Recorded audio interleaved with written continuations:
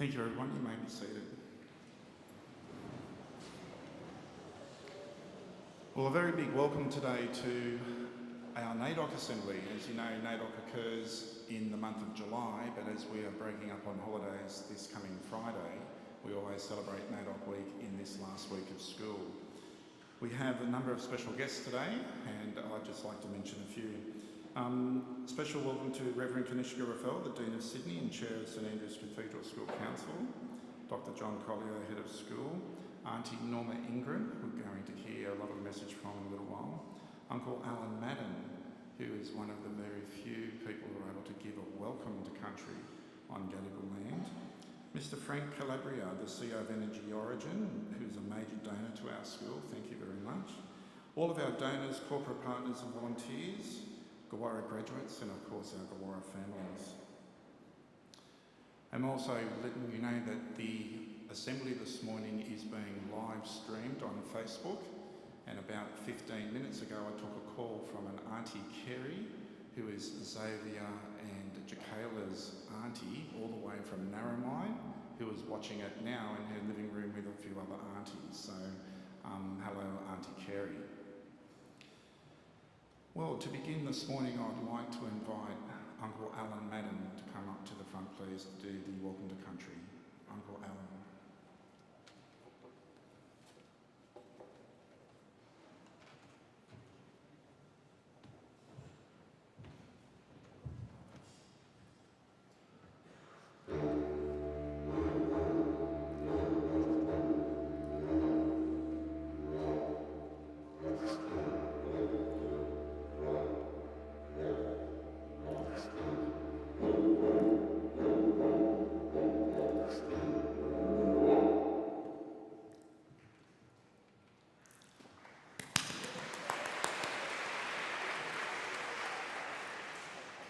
Good morning. My name is Alan Madden, Gadigal Elder. I tell you what, you fellas, you make me very nervous standing up here, looking at all you kids. It reminds me of my place. I've got 26 grandchildren, 10 great-grandchildren, and it looks like this when they all come around. First of all, 2 apologies for the terrible weather we're having outside at the moment. Sorry. And not being able to welcome you to my country, my language, as we're forbidden to talk our language a long time ago. As we've all welcomed the countries, I'd like to acknowledge our Aboriginal elders, all elders, past and present, and pay my respects to all our Aboriginal and Torres Strait Islander brothers and sisters. From whatever Aboriginal or island nation you may have come from, welcome to Gadigal. And to all our non-Indigenous brothers and sisters here today, a very warm and sincere welcome to you to Gadigal.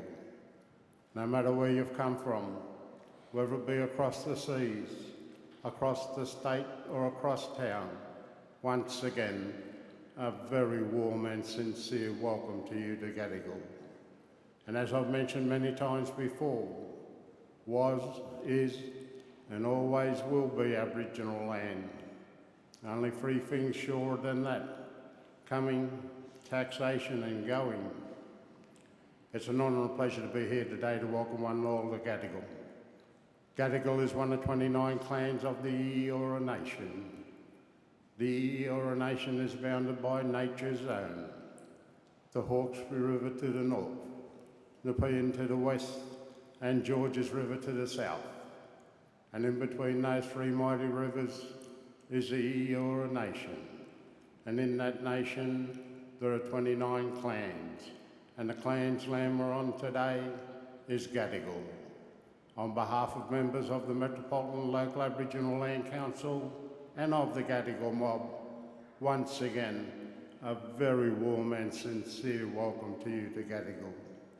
And as you travel across these traditional lands and waters, may the spirits of our ancestors guide, look over you and keep you safe.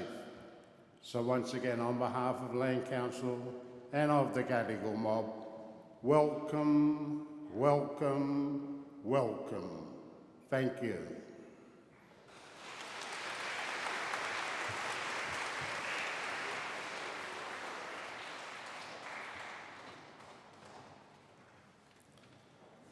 Thank you very much, Uncle Alan, for doing that. You will have heard Uncle Alan do that at a number of events, NRL, Grand Finals, Marn Group Games for the AFL at the SCGs. Wonderful to have Uncle Alan here today. Thank you very much. Our guest speaker today, I'm going to introduce you to, is a lady called Auntie Norma Ingram. Auntie Norma is a Wiradjuri woman from Gawura. She was the very first Aboriginal person to graduate from Harvard with a Masters of Education in 1985. Auntie Norma established Marawina, the first community-run Aboriginal daycare centre, and she is now involved in the Wayanga Aboriginal Aged Care Facility in Redfern. And we also saw Auntie Norma's face plastered all over the electorate of Newtown in the recent state elections as she ran for the Labor candidacy there. Auntie Norma, thank you for coming today, and I'd like you to come to the microphone, please.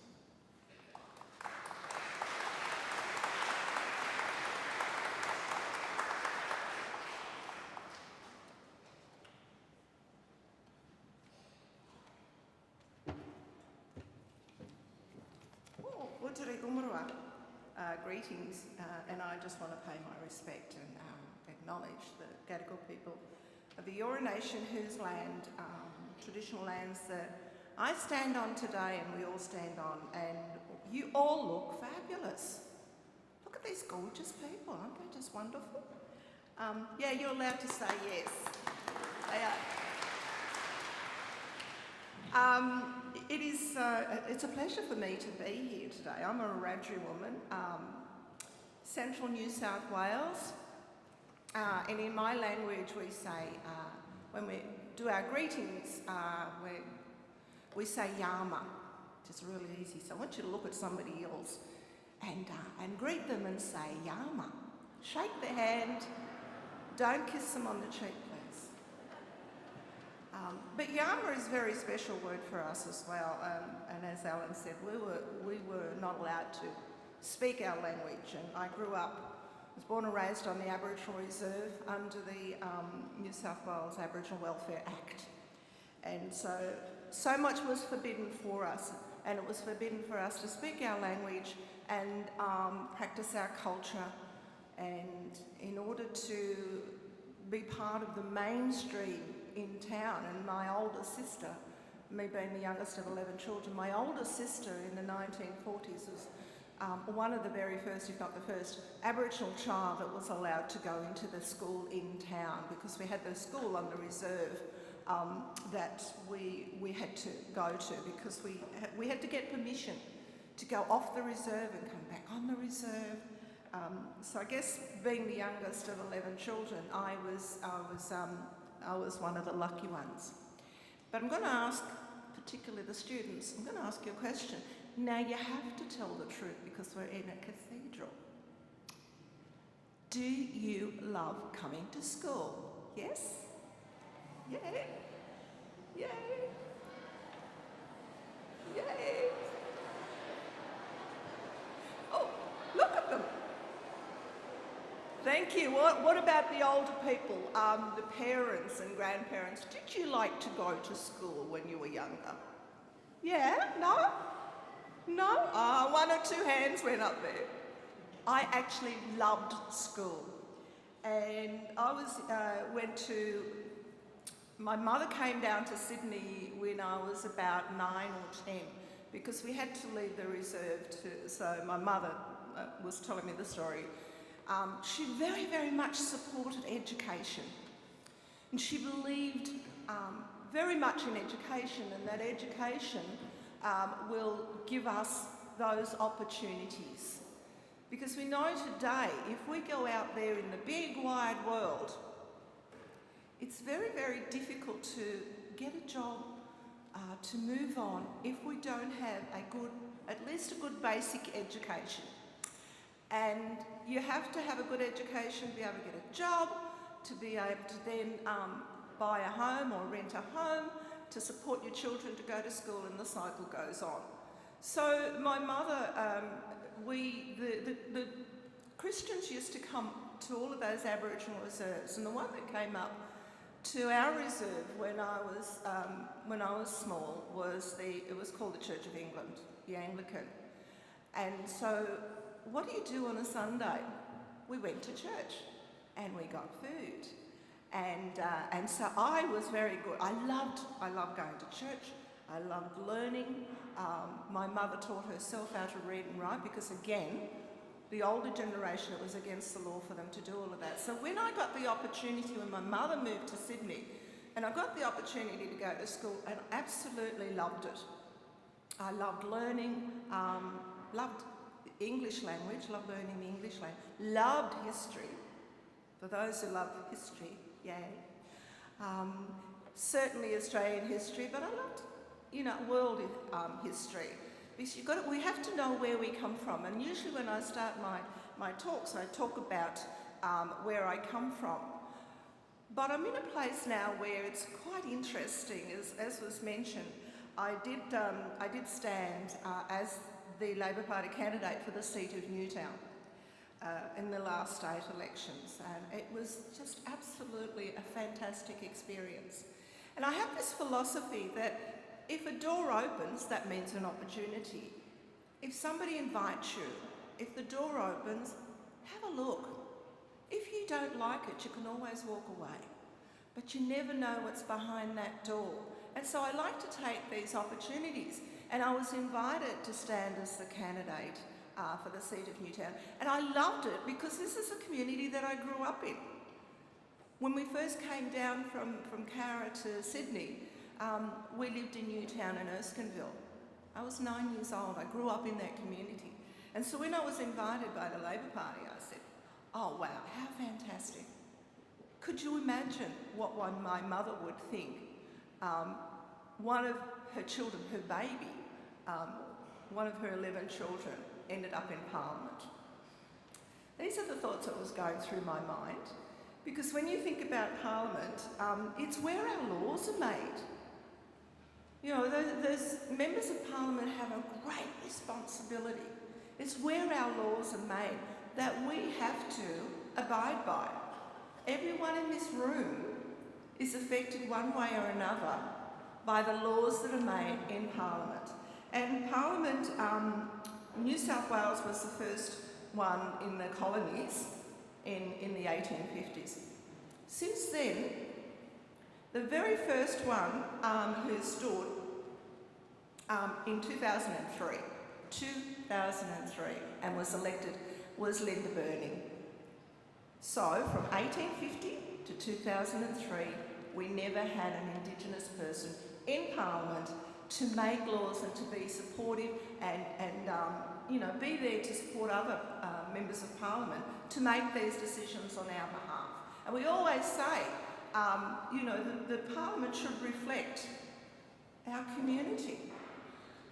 And I looked at these I've been spending a little bit of time at Parliament House in these recent weeks, and I tell you what, it's a great experience. If you ever get the chance to just go and sit and watch, particularly during question time, to see what our members of Parliament say and do that supports our communities out here. So every person, as I said, in this room is affected by those decisions that are members of Parliament.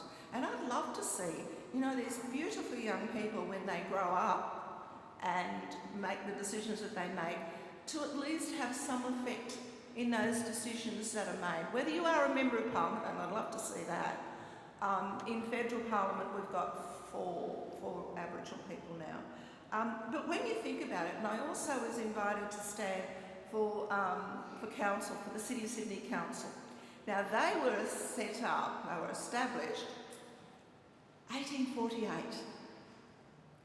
So, about 2 years ago, I was the first Indigenous person to stand to be elected for the City of Sydney from 1848 to 2016, I think it was. Now have a think about that. We as Aboriginal people have been in this country for over 60,000 years. This is our land, Mother Earth. We pay homage. We look after Mother Earth. But aren't we supposed to be represented by our own as well?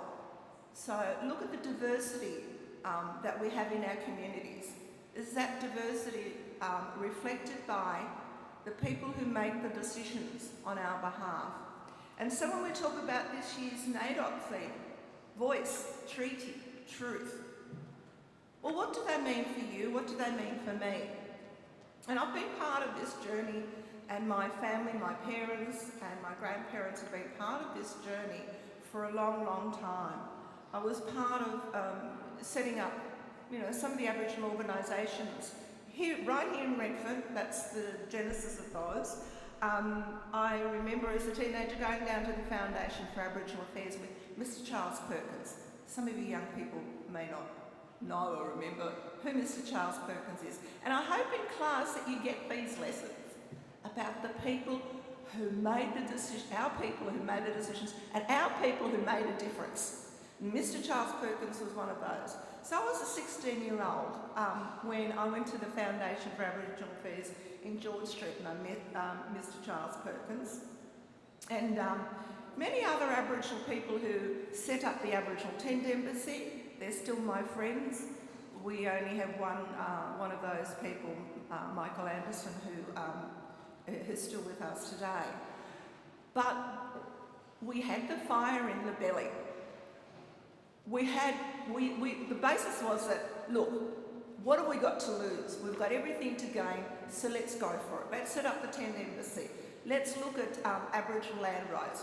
What's owed for us, what we need, what we should have, what we must have to make sure the voice and the truth-telling. And I've been doing those two, the voice and particularly the truth-telling, most of my life. And it's not just about, we'll wait till Parliament says we'll start to tell the truth about our country and about our Aboriginal history. But our Australian history didn't start, in 1788 or 1770. Australian history started from the Dreamtime. Some people say, over 60,000 years, but we say that from the Dreamtime. And I've been telling these stories most of my life. I am a teacher, I'm an educator, I'm English and history trained, secondary school. No, sorry, I can't come and work for you guys, sorry. But look, I've been telling these stories most of my adult life. I teach Aboriginal culture, Aboriginal history is what I teach. And I talk about this wherever in my social life, wherever I go. I talk about who we are, and I even had one person say to me, Auntie Norma, why do you keep on talking about Aboriginal stuff? Look, I'm sorry, I hope I don't offend anybody here, but one person actually said to me, what are you doing for white people? I'm going, all right, okay, we'll park that over there. But these are the comments of you every single day. You've got to continue. You've got to continue talking. You've got to continue telling the story. The voice is the voice in Parliament. I looked, as I said, 2019 now. We've had one Aboriginal person who strongly identified as an Aboriginal in New South Wales State Parliament from 2003. One, Linda Burney. I understand there may be some there now, but we have to shout it from the rooftops. We are a proud, proud race of people. We are a proud, proud culture. We look after Mother Earth. We look after each other. The Aboriginal kinship system is the glue that binds our Aboriginal culture together. And the kinship system is not just people. The kinship system is everything out there. It's our animal family members. It's our plant family members. So we've got to be constantly, looking after that. And so we've got to stand up. If we talk about a treaty, and again, I've been part of that journey, I believe that we must have a treaty, a makarata, whatever we like to call it. But a treaty is a negotiation. For me, it's a negotiation between the government people of the day and the Aboriginal people. So there's lots of discussions around that, whether you talk about a state level, which is happening in Victoria. They've got those discussions now in Victoria, talking about a treaty. But a treaty is a negotiation, so you sit at the table and you make these decisions together. And I always say that, you know, we as Aboriginal people can't do this by ourselves. We are only 3% of the total Australian population. Makes 97% of everybody else who's there. So we have to work together. Government can't do it by themselves. The fantastic teachers that we have can't do it by themselves. Students, our parents, our family members, we can't do this by ourselves. We have to walk together, taking it step by step, but making sure that our voices are heard in all of this, making sure that people are not making the decisions for us or on our behalf, and then we come back later. 1901, I think, was the Australian Constitution. The only time we've been mentioned in the Australian Constitution was to have us counted in the Australian census in 1967, so at the referendum. We've come a long way, I believe, and we've got some fantastic non-Aboriginal people who are out there working with us and walking with us and supporting us and walking side by side with us. And I think that's a fantastic thing. But I still think there's a lot of people, a lot of our Australian people out there in our communities who we still need to sit and talk to. We still need to get that message out there. When you look at as I'd mentioned, 4 Aboriginal people in federal parliament, in some of the other states we've got Aboriginal representatives, but in New South Wales, don't know. And so that's a strong belief for me to say, let's have a look at some designated seats in Parliament. The voice in Parliament. And how we go about these things, we've already had discussions with Aboriginal people right across this country, and we all came together at Uluru to discuss this. So it's all there. We don't need to reinvent the wheel. As I said, our people have been going through this process since the tall ships came in. Pemulwuy, Winterdyne, who was one of my ancestors from the Bathurst area. And so there's been a lot of work done. I believe that most people have a great heart. I think most people have an open heart and want to walk with us. But there's still a lot that we have to do. And when we talk about voice, treaty, truth, which is a fantastic theme for this year. Last year was Because of Her We Can, looking at paying homage to our Aboriginal women, mothers, grandmothers, great-grandmothers, aunts, sisters, daughters. But this year I think it's a great thing. And it's 1970, when we set up the Aboriginal Tent Embassy, when we were fighting for Aboriginal land rights. We are supposed to have Aboriginal land rights now, but I still don't see that we are equal in our own country. But the conversations need to be had. We need to be able to talk to our friends in the backyard and our barbecues, our friends in cafes, our friends in the pubs, wherever, out in the sporting field. Let's continue to have the conversations. 2019, we don't want to go too much longer without my people, Aboriginal people, Torres Strait Islander people, being recognised, and not just as a matter of the land rights, not just a matter of native title, but there's all sorts of other things. There's still a lot of inequality out there, so I'm getting the signal over here. Thank you. Thanks, John. But look, as I said, I love education. It's the way to go. We cannot get anywhere without having an education. Trust your teachers, what they're doing, because they are there for you. We are all there for you. And you know what? I hope to see one of these gorgeous, gorgeous people in Parliament one day. Big businesses running our country. So I know next week's NAIDOC, so enjoy this week what you're doing in school, but enjoy next week out in the community. Thanks, everyone.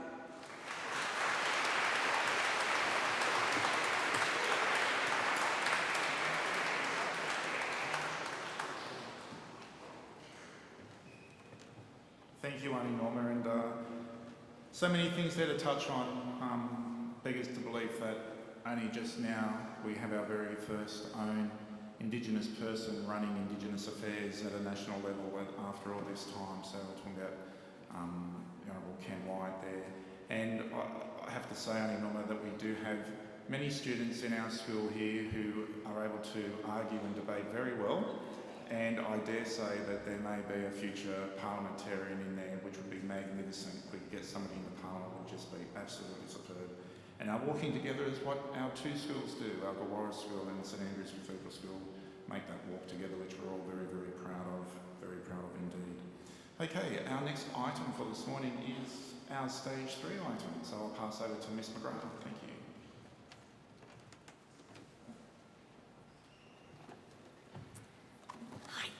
In line with this year's theme for NAIDOC Week of Voice, Treaty, Truth, Stage 3 are going to share with you a snapshot of Australia's rich Indigenous history. Australia has a long history. Over 80,000 years ago, our First Nations people were recorded in Australia. These people are known today as Aboriginal and Torres Strait Islanders. Each one of these people also has another nation that they belong to. In Stage 3, we have people from Wiradjuri country right up to the Tiwi Islands. Our countries have different customs, languages and cultures. In 1770, Captain Cook entered Botany Bay on the Endeavour. The British government did not recognise the rights of Aboriginal and Torres Strait Islander peoples and their special connection to the land. Instead, they claimed the land for the British Crown and declared that Australia was terra nullius, meaning land belonging to no one. In 1788, the first fleet sent from England arrived with both convicts and settlers, hoping to make Australia the new home. When they arrived, they built a settlement at Port Jackson in Sydney. On the 1st of January 1901, the Commonwealth of Australia was formed. At this time, many rights of Aboriginal and Torres Strait Islanders were not recognised, including the right to vote. 61 years later, in 1962, the Commonwealth Electoral Act was changed to give all Aboriginal and Torres Strait Islander people the right to vote in federal elections. On May 27, 1967, there was a referendum. More than 90% of Australians voted yes to include Aboriginal and Torres Strait Islanders in the census and change the constitution to include Indigenous people. 1992 was a big year. There was a very important court case called Mabo versus Queensland. This case busted the myth of terra nullius, which meant that the government acknowledged that Australian land has always belonged to Indigenous people. Also in 1992, Prime Minister Paul Keating gave a speech called the Redfern Speech. This speech recognised that Australia has a history of not treating Indigenous people with respect. On the 26th of May 1998, National Sorry Day was observed for the first time. This is a day when we remember the impact that the stolen generations has had and continues to have on our cultures and traditions. It is a day of healing and mourning as we remember our past and have hope for the future of reconciliation in Australia.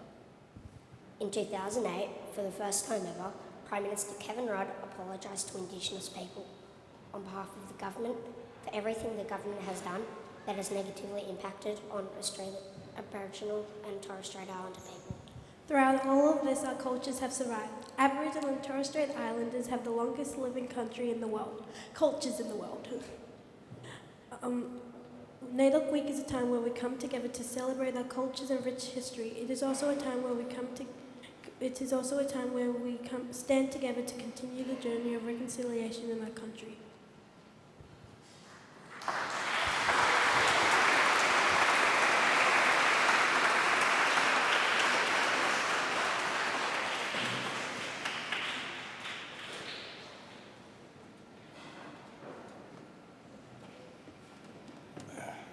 Hi, so I'm the Aboriginal education mentor for the school. The secondary students made a clip for NAIDOC that we're going to show now.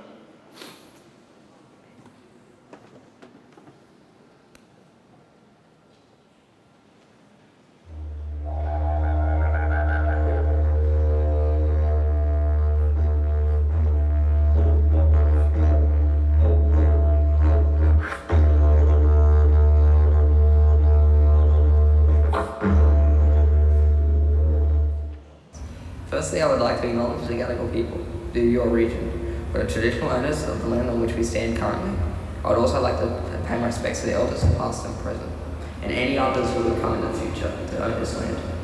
Art is important to my family because my father, he really loves to pass down stories from generations. Like my grandfather, he likes to share stories because a lot of non-Indigenous people or younger students don't understand the connection that Aboriginal people have with the land, and through his paintings he tells that story. It's really important to me that younger people learn what it is to be Aboriginal. It's not just, oh yeah, I'm Aboriginal. It's what you carry on, the traditions with you, and that you stand proud and you talk about your culture and feel comfortable talking about your culture. The likelihood of an Indigenous person becoming the Prime Minister, it's actually a 0.001% chance. The reason for that is because Indigenous people in general are falling behind education-wise and financially.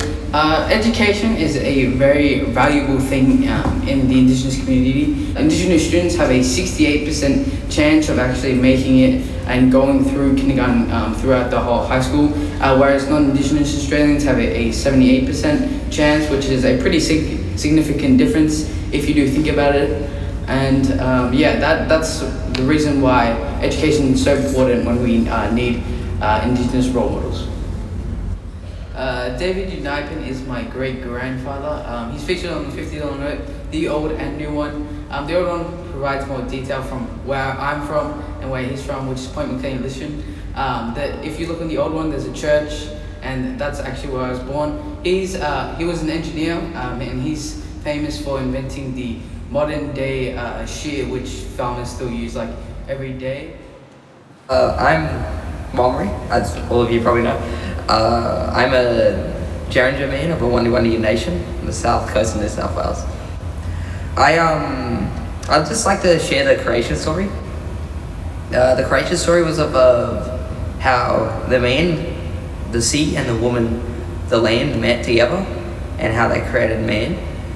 So we have a special place that we've actually lost the Aboriginal name for, but what the colonizers called it was, they called it Devil's Hole to stop Aboriginals from worshipping it. What happened there was, when the sea first came to light and land was first formed from the ground, both of them first met at Devil's Hole, and then in the center was man. Man came up, and that's how we are now today.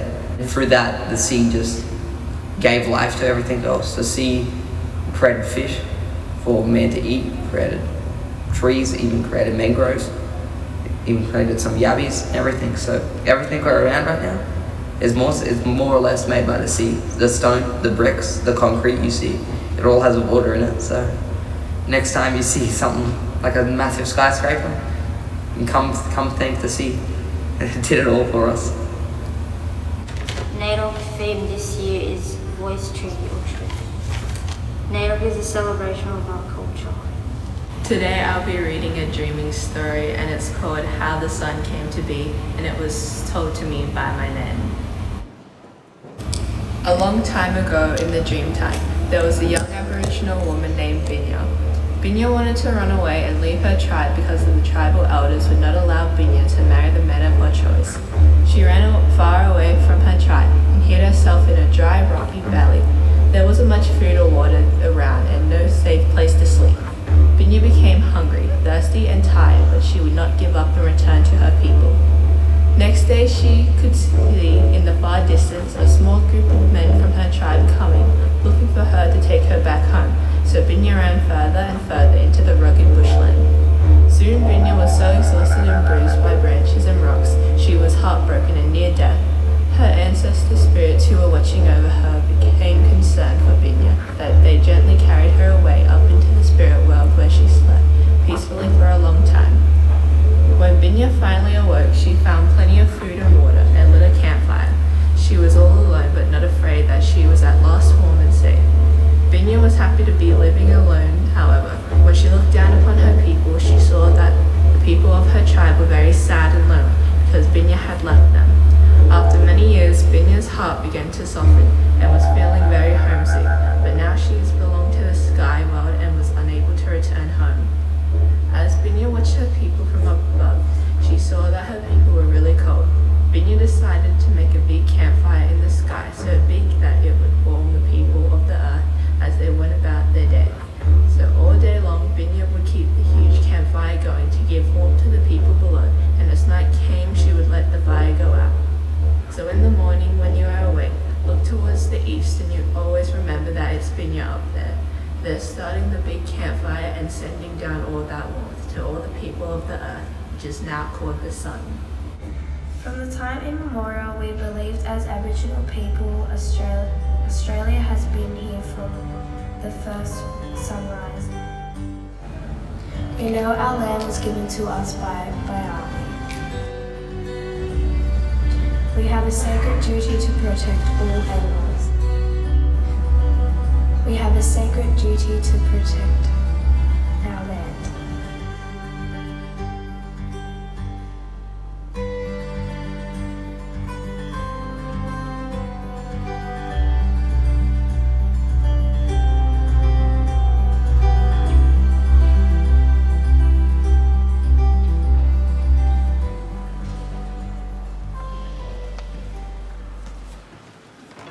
Wow, please.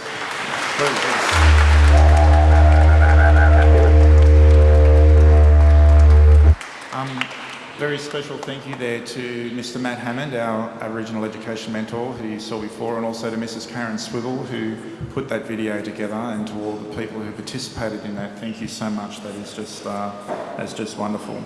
And as you saw in those photos there, our students are on cultural excursions, and to mention while there, we are actually going to be walking on Jeringa land this on-country tour come September this year, so it's another event that we're looking forward to immensely. I'd like next to invite to the microphone our Wiradjuri teacher, Miss Leanna Carr-Smith, and our Gawura School captain, Mariah Keegan. Thank you.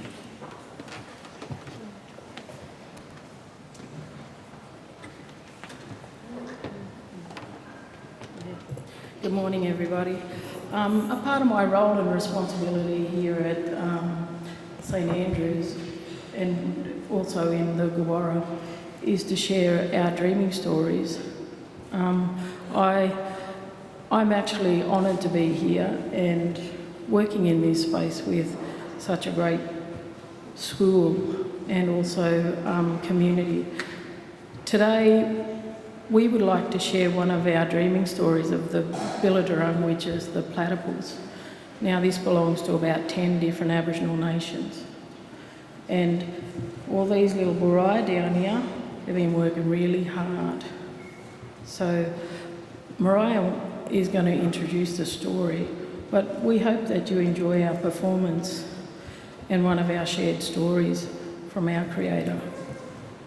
There, honey. We hope you enjoy our dreaming story of the Billadarung.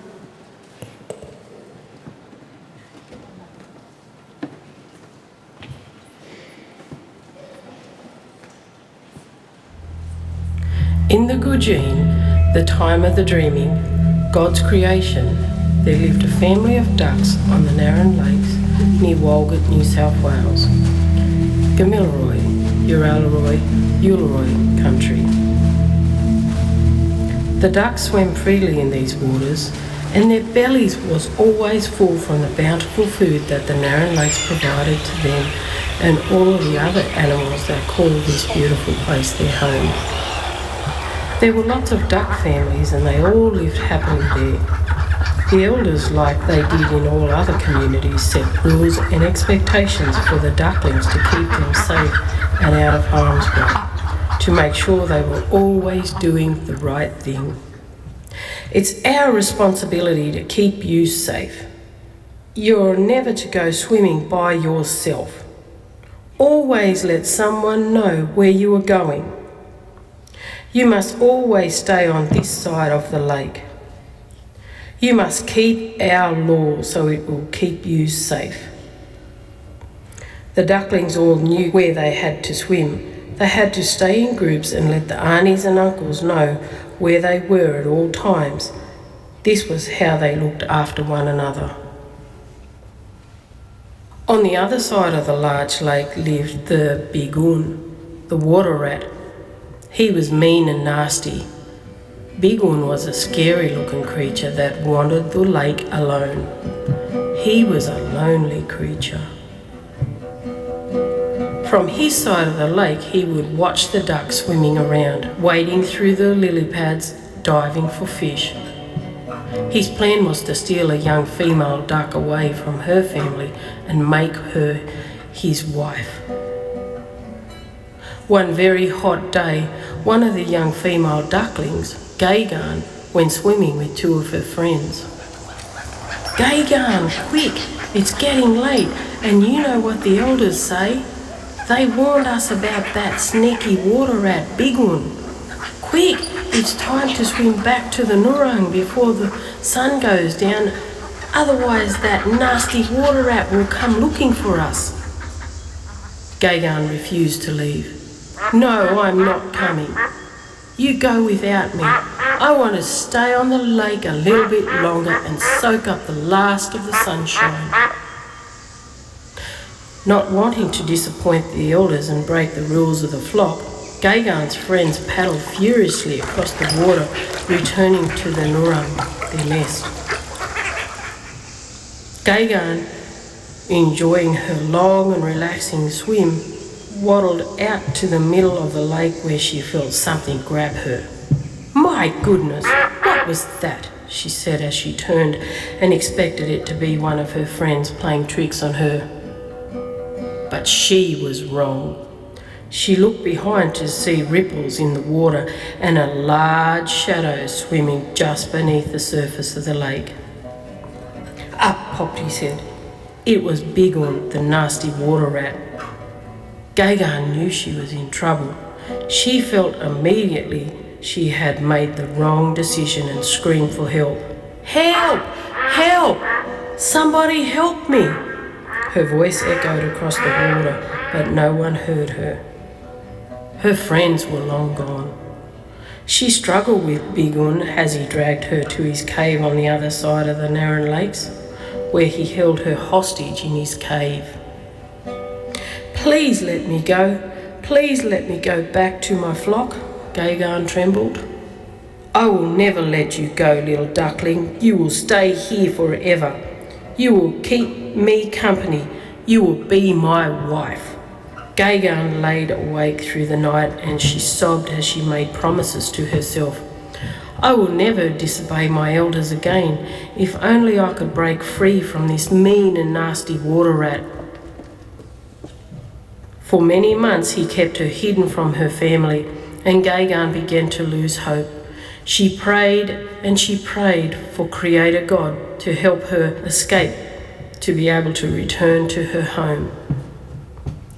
Gagan noticed Bigun Water Rat was very tired. He curled up in his home off the edge of the riverbank and went into a deep sleep. Gagan waited for a long time to make sure he was not ready to wake up any time soon.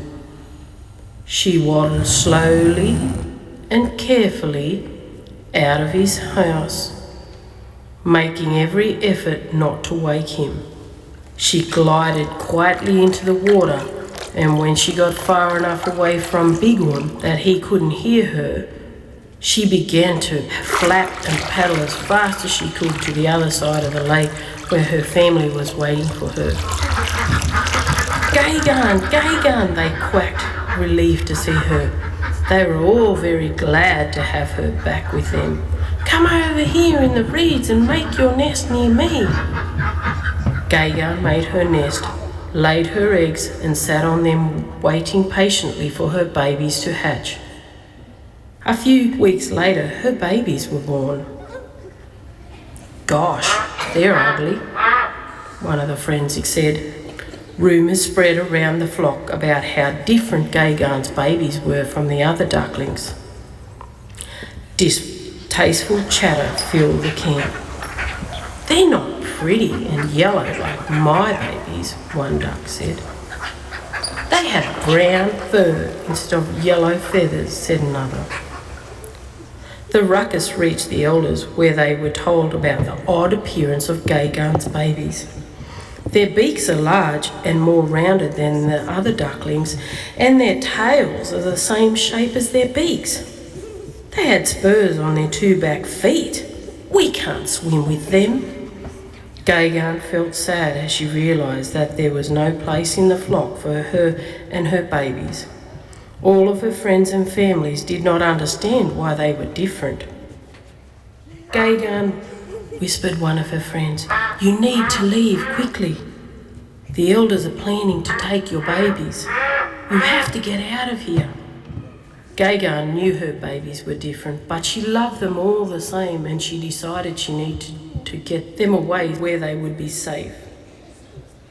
She swam down the river system through many countries, her babies following.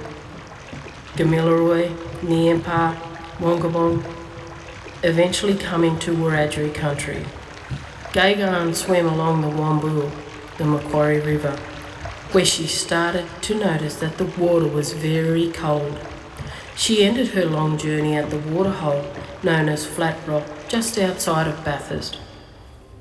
Gaygan was exhausted and couldn't swim anymore. That night, Gaygan died. The water was too cold and the environment was too different from what her body was used to. Luckily, Gaygan's babies thrived. Their furry bodies allowed them to live in the cold water, and they grew up and spread across the river system in the central tablelands and the Blue Mountains. Today they still swim there, with many of their offsprings in these waterways. This dreaming story belongs to a number of different Aboriginal nations that each share and look after a particular part of the story. The Uluru and Niemba and Gamilaroi people focus on sharing the lessons of the beginning, bringing attention to the importance of community, looking after one another and following the rules set down by the knowledgeable ones to share for community and look after the children. As Gaygan travelled, she left parts of her story for Aboriginal clan groups along the river system to learn and care for.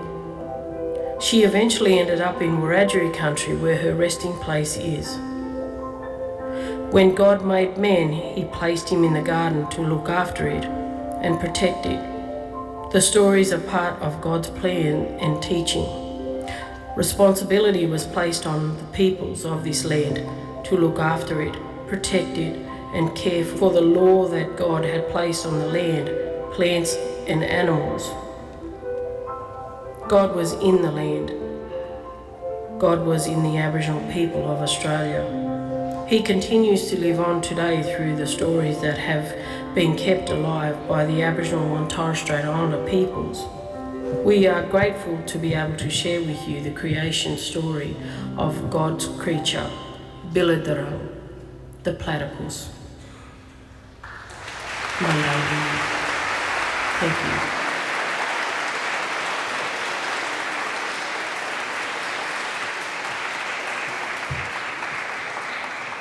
Absolutely fantastic. Let's give Mrs. Carr Smith and our wonderful helper, Leanna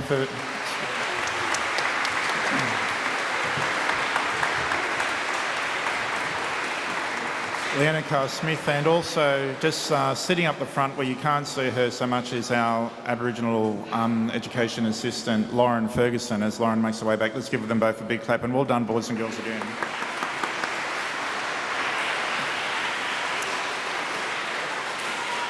Thank you, boys and girls. You were fantastic. All right. The next person I'd like to introduce you to is one of our students, Isaac.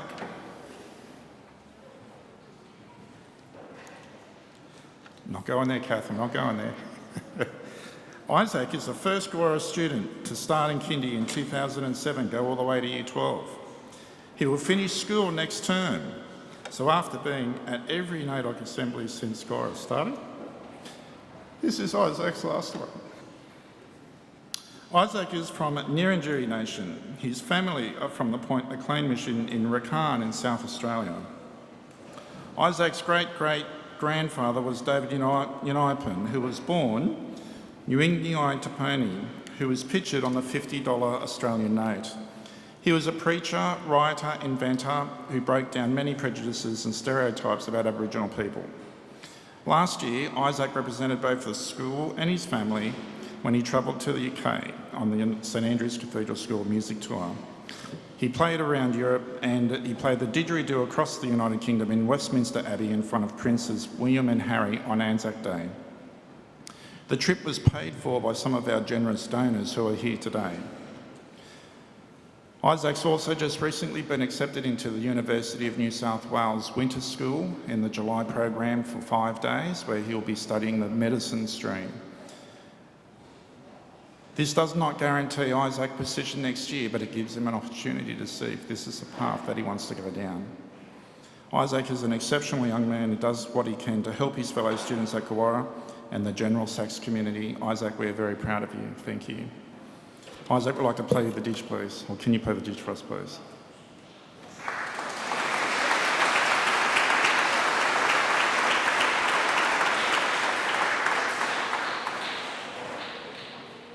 Ooh.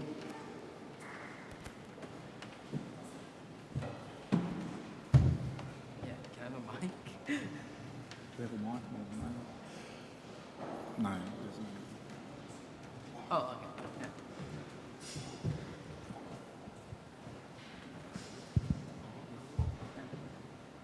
Hello. Yeah, thank you, Mr. Ralph, for that amazing introductional speech. This is a surprise to me a little bit. So I decided I'll do some animal sounds for you guys. So this, in the English language, is called the didgeridoo. In Aboriginal language, where it's from, up in the Northern Territory, it's called the yidaki. I'm going to play some animal sounds, and we'll see whether you guys can guess what they are.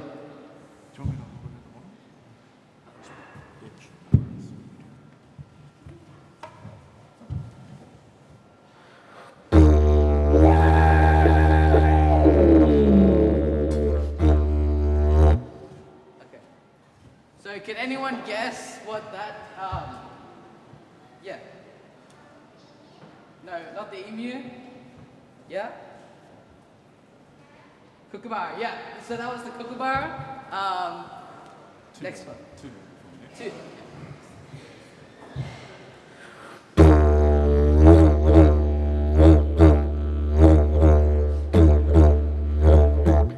This is pretty popular.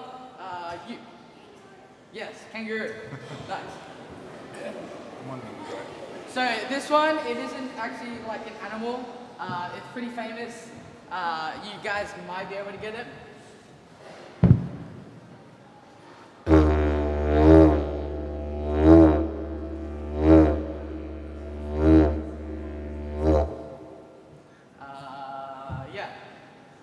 Yeah. Fox? No. It's not an animal. It's mechanical. Yeah. No, not a snake. Yeah. Yeah. A bird? No. It's flying. It flies. Yes. Yeah, you. A bird? A drone. Yeah, Josh. No, not a boomerang. That's not mechanical. Last one. Last one in that weird. Yeah.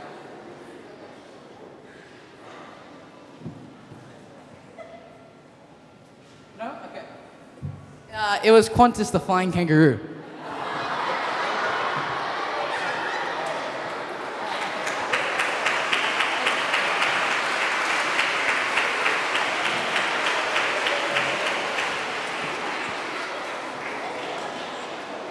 And ladies and gentlemen, what you just saw there in the last 2 minutes, Isaac has done for our Gawura students over many years, and I've seen him do that many times over the last 18 months, and it's just a wonderful, wonderful role model leadership to have. So thank you very much, Isaac. I'd like to invite our head of school, Dr. John Collier, to come to the microphone, please.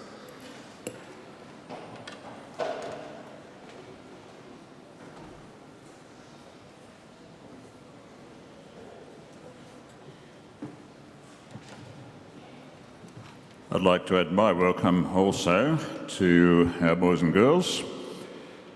and to our visiting parents and grandparents and aunties and uncles, and to members of school council, to members of our foundation who do so much work raising money for Gawura, and also to our staff and to our other guests. And thank you very much, boys and girls, for going to so much trouble to dress up and perform for us, and thank you to the staff who've helped them. It's been lovely to see. We've heard this morning about the importance of education, and I believe deeply in that. Education transforms people's lives, and we want education to transform the lives of our Aboriginal and Torres Strait Islander students, and we're seeing that happen. It enables people to break through and develop even more fulfilling lives for themselves. We've also heard about assimilation, a big word that not all the boys and girls will understand, which is really an attempt to destroy or expunge or extinguish Aboriginal culture. That was the government policy in the past. And we're about the opposite. We want to give our Aboriginal and Torres Strait Islander students voice. We want to help them celebrate who they are and be confident and proud. Gawura is about that. It's about opportunity. And we see that happening. So I'm delighted that 14 of our Aboriginal students have graduated from Year 12. That's a great achievement for them and their families and our staff. But today we're especially celebrating our first student to go right through the whole program, from kindergarten to Year 12. And that person, of course, is Isaac. So just come and stand with me for a moment, please, Isaac, just up on the stage. I've observed Isaac since he was a little boy. He was a shy little boy, and we thought, what is going to become of Isaac? What's he going to do in life? Will he be suffocated by all his hair? What will happen to him? But as you see, and as you've heard especially, he's become a fine young man. And he actually represents in himself much of what we're trying to do and what Gawura is about. So he is proudly Aboriginal, he's competent, and he can function not only as an Aboriginal but in a multicultural world. And it was a great joy to go to England and Scotland with him and see him playing the didgeridoo in the great cathedrals of England and being recognised for the cultural significance of that and being celebrated and being proud of who he was and relishing the opportunity. But you see, Isaac is very competent because he's also a very fine violin player. And so he's learnt to navigate a future because, as we've heard, 97% of our population are not Aboriginal. And so Isaac is able to live in the world as it is. And that's very important to us, that our Aboriginal and Torres Strait Islanders will have that future in our culture, that they'll be proud of who they are, but competent and able to navigate the culture that they're in. So Isaac is seen as a leader, and I was interested on the tour last year to see young Anglo-Saxon boys in Year 7 going to find Isaac because they wanted to be comforted by an older student they respected. So there you are, across cultures. And in this school we have 9 Aboriginal staff now, which is, I think, an achievement in itself. And we've reversed history because, you see, often it's Aboriginal people as staff in charge of white children. And it's not made so because of ethnicity. They are in those roles because they are competent, because they are fit to lead. And one hopes that that's a window into Australia's future. Now, those of you who are here as donors and supporters are helping make it so. And Isaac would not be standing here next to me without the financial support of people who are actually in this cathedral today, right now. So we've managed to give Isaac voice. He's found his voice as he's become a mature young man. But we also know all about treaty, because you see we're a Christian school and the Bible is full of covenants, that is, treaties. They're full of covenants or treaties between God and us. And isn't it interesting that Christian faith is more lively amongst Aboriginal people than amongst white people these days? Isn't that interesting? God has a sense of humour, and he's using Aboriginal people to speak Christian faith to some white people who've lost their origins. Isn't that interesting? And we've seen some of that today with Aboriginal expressions of God as the creator. So, we're looking for partnership. We have great partnership with our Aboriginal parents. We see that in GPAC, in the Gawura Parents Advisory Committee. We see that in the sharing that we have, where people are comfortable here, no matter what colour their skin or what their origin. So I think we can be very proud of Isaac because he actually embodies so much of this personally. And if you're really proud of him, give him any $50 notes you've got, because it's actually his great-grandfather who's on them, so they're really his. And I'm sure he'll be happy to receive them from you at the end of today's activity. Isn't that right, Isaac? Yes. Yes. There you are. You heard that here from Isaac himself. So let's join in celebrating Isaac and congratulating him on what's happened.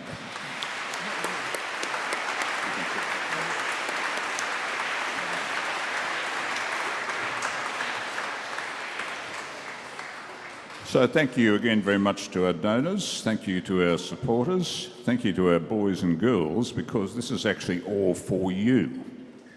And it's great to see you joining so happily in the school and being so clear in that you like coming to school. I know you like coming to school because I see it in your faces and in what you do. And thank you to all the staff for making it happen. We have 51 Aboriginal and Torres Strait Islander students in the school. It's a large number, a far greater proportion than is in the general Australian population. We're delighted that that's so.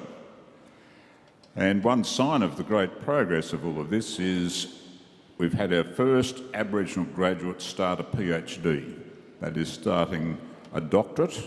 Our first student has come through Gawura doing a doctorate, and another of our graduates, an Aboriginal girl, is off to Oxford University to do a master's degree. So these are great signs of good things happening, and we look to see great things happening from our students, including our little people, and we'll be interested in their journey as they also pass through the school. So thank you all for being here. Thank you to all of our guests, and I look forward to having a chat to you over a cup of tea later.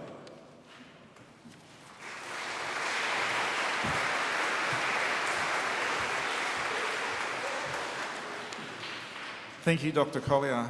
I'd like to ask Auntie Norma Ingram, if you don't mind, if you could come out the front, Auntie Norma, as I pass some certificates over to you, if you could present these certificates to our students. When I mentioned to Auntie Norma before about the following award, I mentioned they are called the Mudgee Awards, and without explaining anything to her, she said, oh, they're awards about friendship. And that is true, because Mudgee is Wiradjuri for friends. And these students that you're about to see from kindergarten all the way through to year 12 have demonstrated the following. It's an acknowledgement of their interest in strengthening their knowledge in Indigenous culture and efforts in building harmonious relationships.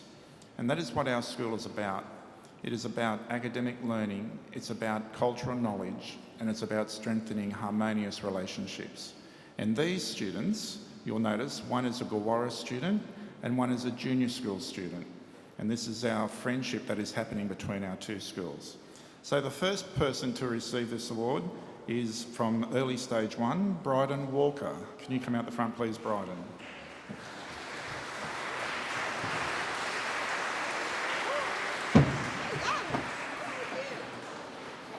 And from the junior school, we have Sam Cobb. Thank you, Sam.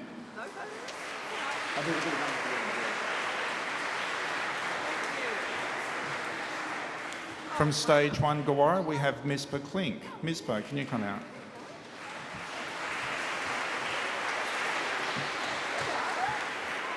And from junior school, stage 1, we have Zoe Thompson-Slee. Zoe, can you come up?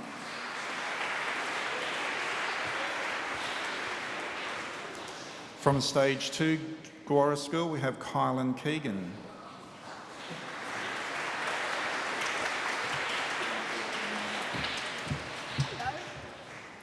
And from stage 2, Gawura, junior school, it's Jax Patterson-Taylor. Jax?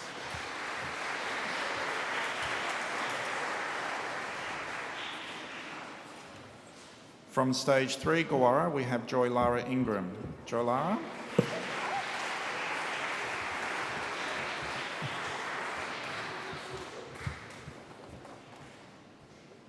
And from stage 3, junior school, we have Jenny Song.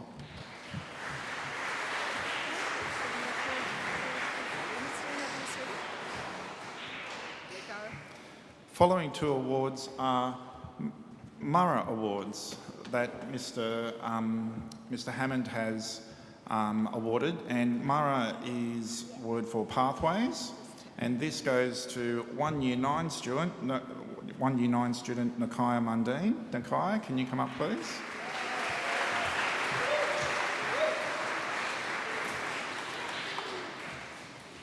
And our very last Year 12 student, and very appropriately for services to school, Isaac, can you come up too please?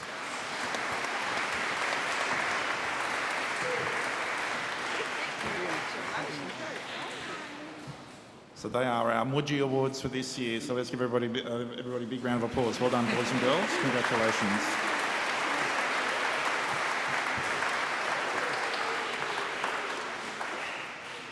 Lovely, you can return to your seats. The next item we have is a wonderful song that I'm going to get Mrs. Robinson to come and introduce to you, and I think you are in for a special treat. Miss Robinson.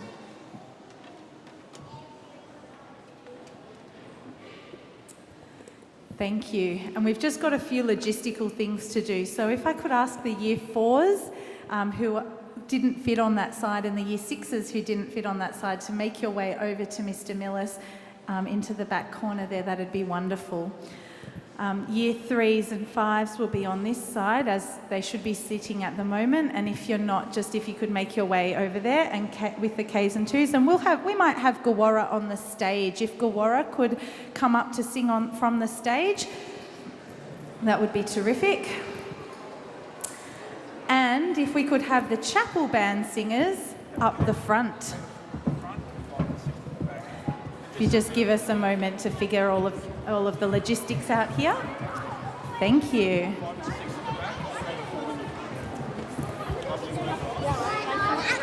So chapel band singers will need to just make their way up to the front. There are some microphones that you'll be sharing. Thank you. Well, the song we're going to sing for you today is actually what we're going to be performing on Wednesday night at our showcase concert.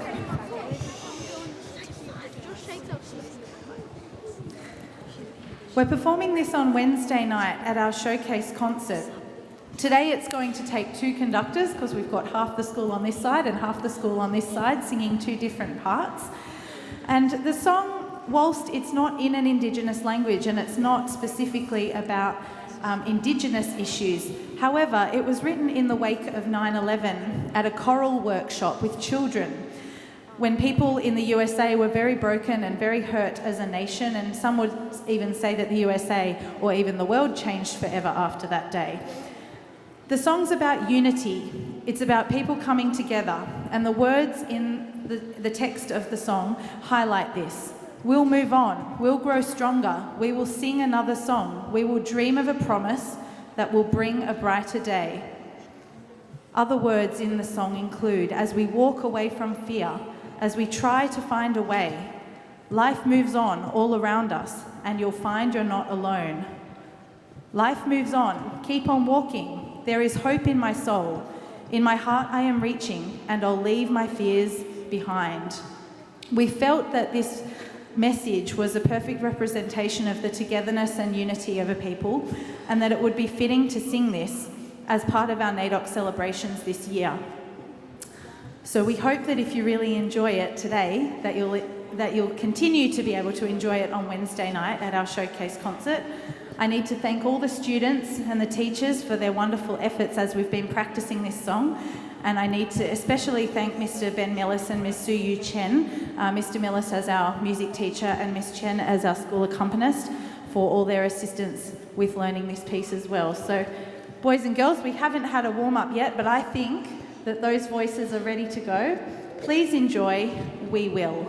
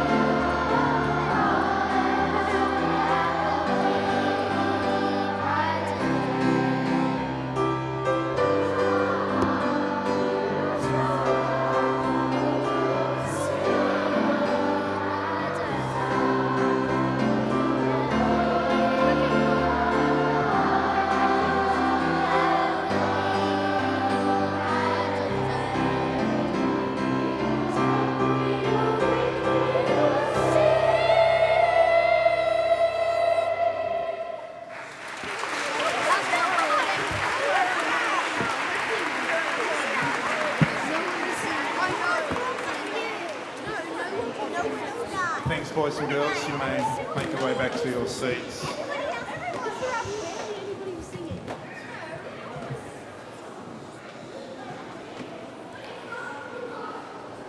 brighter day. Very appropriate. Very appropriate. Thank you. Gawura boys and girls, just sitting still. Nearly at the end. Nearly there. I would like to invite our next, second last item to the microphone. Our Year 4 junior school teacher, Miss Emily C., who has done just the most amazing activity, which I'll get her to share with you. Thanks, Miss C.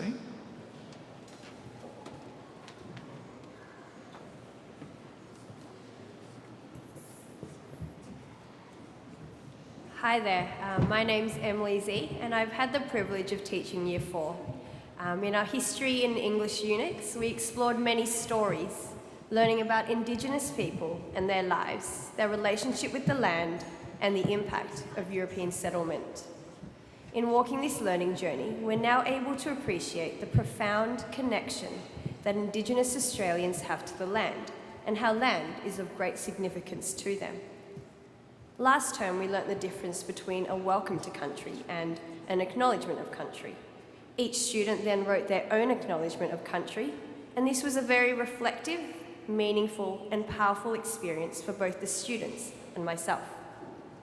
We were then blessed with the chance to have Mrs. Williams spend time with 4S, explaining that rather than making ourselves responsible for the actions of the past, our acknowledgement should then reflect the personal relationships and community responsibility for mending the brokenness of relationships to the land and the Indigenous peoples of Australia. She helped my students come to a better understanding of how words play a significant role in healing our country's wounds. The acknowledgements are poetic, they are heartfelt. They show the nature and the character of each student in the class, and it was a moving experience to then share these with others. Today we've chosen some lines from these individual acknowledgements and created it into a performance piece. I know that you will be impacted by the students' presentation as they embody what it means to work together in truth with an aim to encourage a shared voice with Aboriginal and Torres Strait Islander peoples rather than one that is spoken for them. Thank you.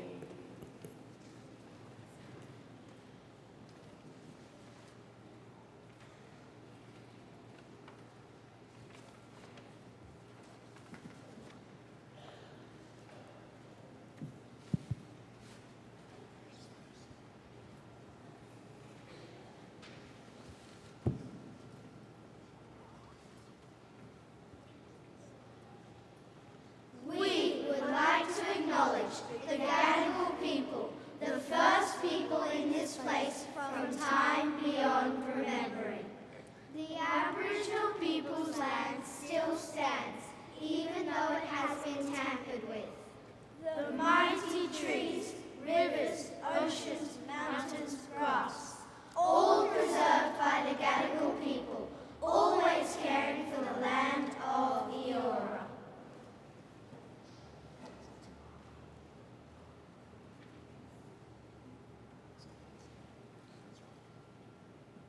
We are grateful for the birds that fly high and low, and for the rivers that flow fast and slow.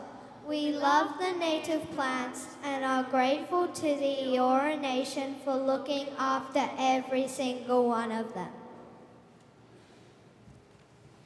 We would like to acknowledge the elders past, present and emerging for taking care of this beautiful land and sharing their knowledge of how we can take care of this country too.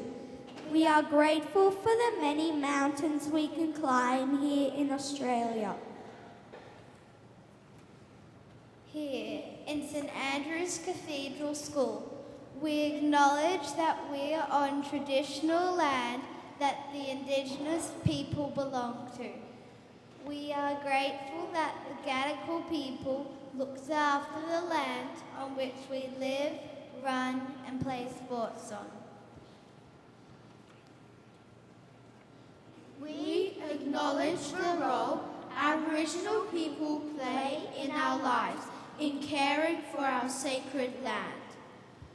We are thankful for the chance to enjoy the land with Indigenous and non-Indigenous people, as we play and learn in such beautiful nature. Wula, Nungiara, Gare, voice, treaty, truth. Let's work together for a shared future.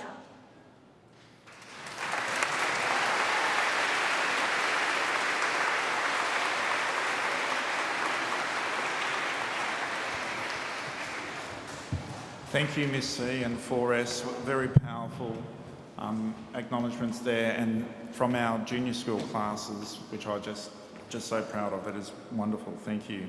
I'd like to invite another Indigenous staff member, Mrs. Williams, to our phone from Gaduga, Gamilaroi Nation, where she's going to share with us a Gamilaroi prayer.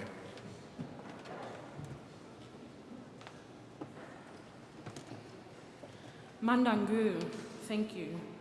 Guda, God, thank you for being present in our journey today for voice, treaty and truth.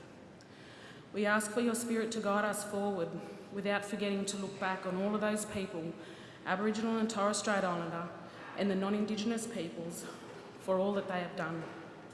Mandangu, thank you. Thank you for placing these people in our history, and thank you for placing us in your present.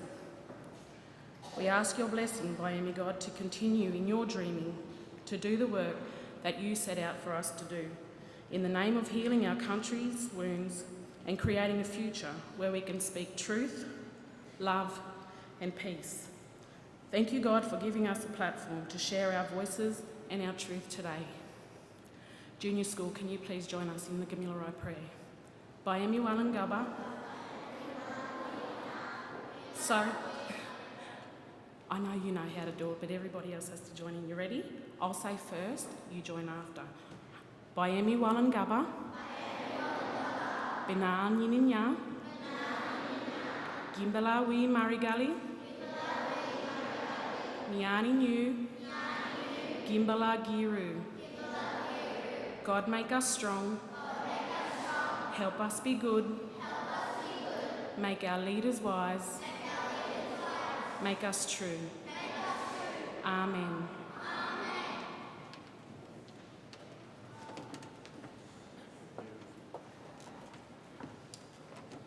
Okay, well, I'm going to ask our Year 6 banner bearers to please come to the front and collect the banners and just wait on the side for a moment. That does conclude our NAIDOC Assembly for 2019. Thank you everybody for coming along today. I really hope that you have shared and enjoyed the journey that we have every day here at our school. And I would just like to give a couple of directions before we move out if I can. The Year 6, the wonderful Year 6 Gawura students, Stanley, Mariah, Tony and Aaliyah, could I ask you to head down to the back please? In a moment our parents, guests and donors will be walking out. I'll get you to usher them up into the lifts please to level 5. And can I also say that when the banner people go past, Isaac will be playing the didge. It's a recession. I'll ask that our Gawura parents and carers and donors, if you could please follow behind the banners and go straight into our school foyer where you'll be ushered up into level 5 Heath Centre where morning tea will commence. And then our students, K to 6, Gawura students, K to 6 and our ESI students are most welcome to follow them behind. Thank you very much everybody. We'll look forward to seeing you at morning tea.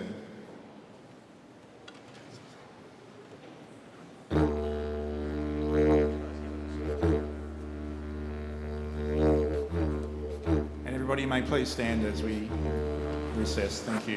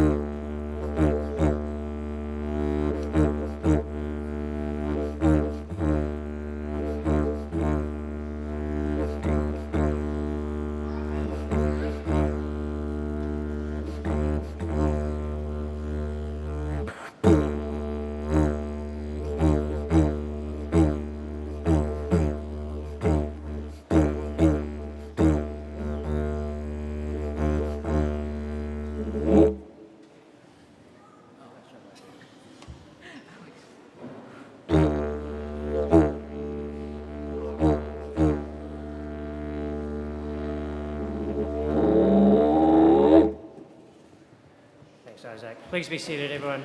Thank you.